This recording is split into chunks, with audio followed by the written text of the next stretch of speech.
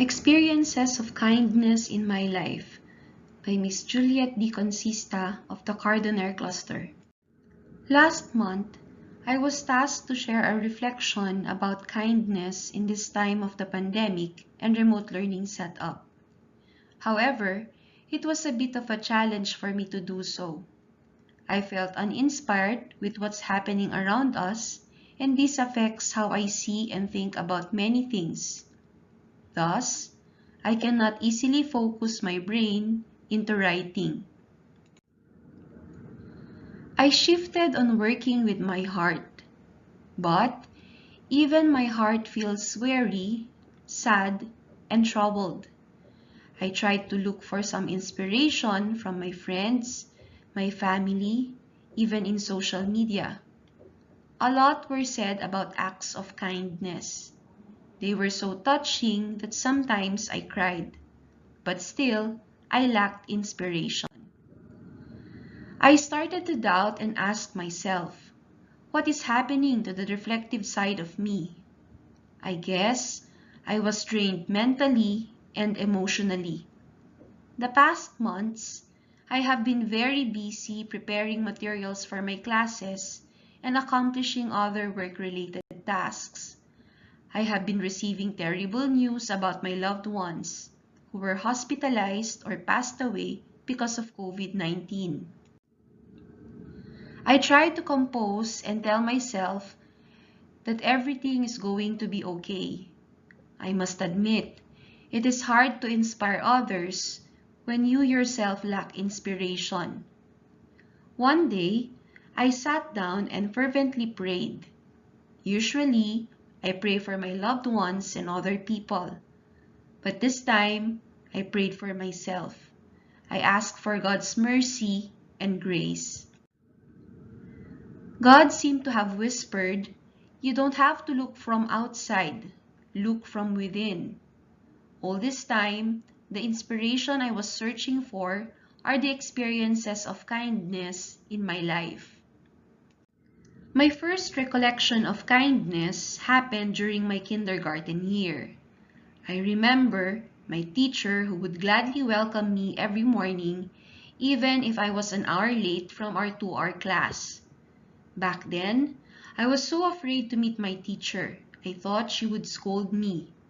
But she would always put on a joyful face, hugged me, and brought me inside our classroom. She understood that I cannot go to school alone, and I had to wait for my sister to bring me to school after her night shift. In grade school, I experienced kindness from one of my schoolmates. I was very shy and I lacked self-confidence. This schoolmate, who eventually became my friend, kept me company and ate with me during break times. Back in high school, my AP teacher would often check on me during recess and lunch times. There were times she would give me tasks. There were also times she would help me build rapport with my classmates.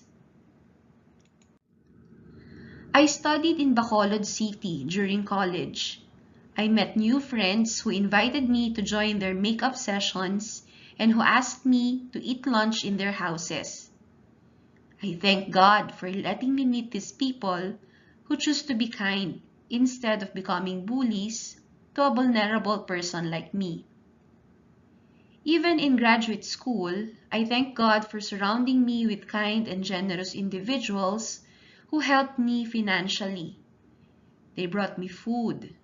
Sometimes, they even paid for my photocopies of learning materials. What about you? Is there any individual you feel grateful for because of that one simple act of kindness he or she did?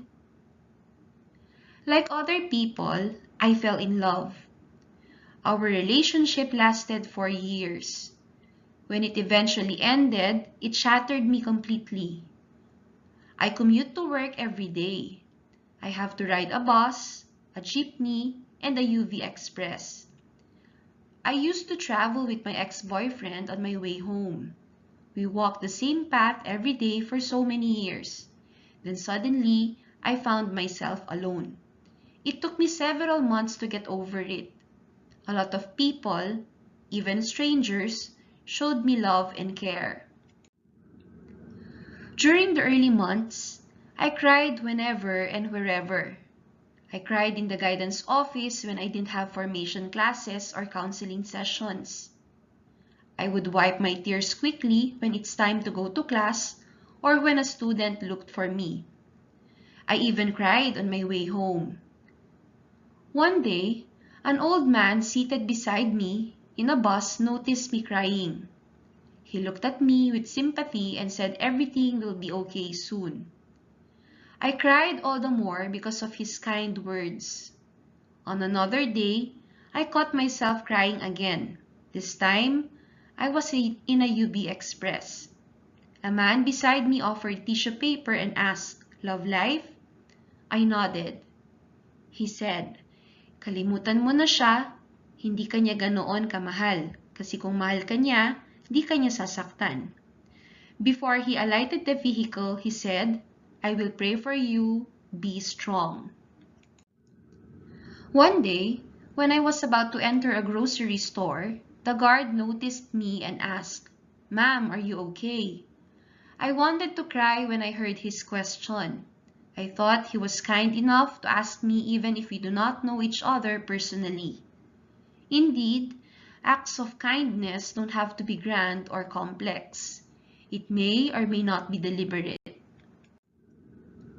I am who I am because of the kindness of God, my family, friends, and other people I met along the way. When I was young, our province experienced crisis in sugar industry. A lot of children experienced hunger and malnutrition. Families who belong in the lower socioeconomic status could not afford to buy expensive rice. Our family of 13 survived the crisis because of the kindness of my father's customers. He was the best barber in town. He had several affluent customers who would give him at least 10 kilograms of rice.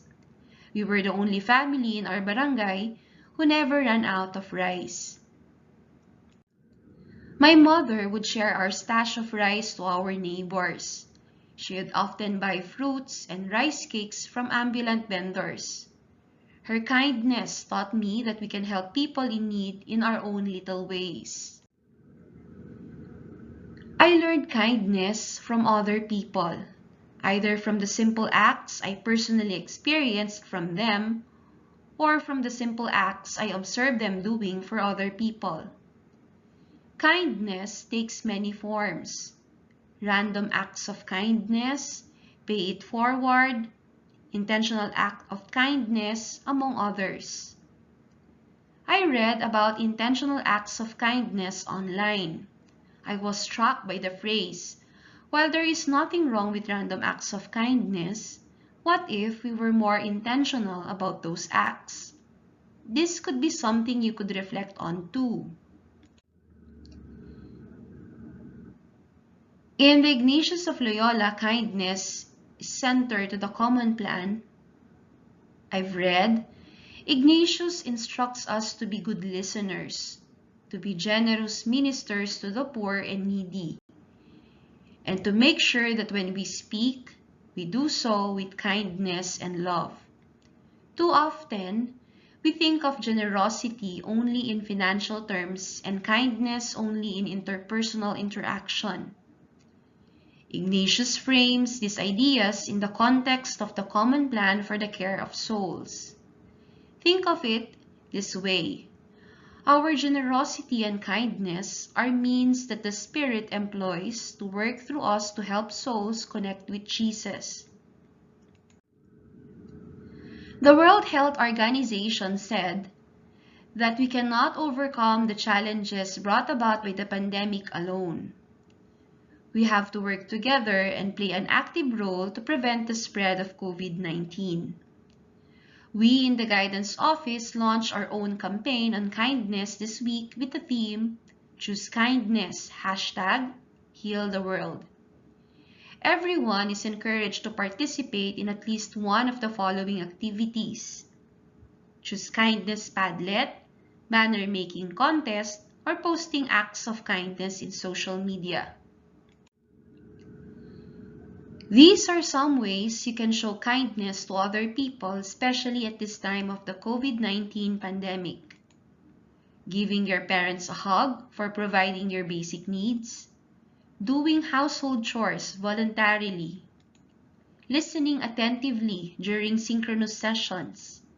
Typing good morning or good afternoon in the Google Meet chat box. Sending a thank you or appreciation email or message via chat apps.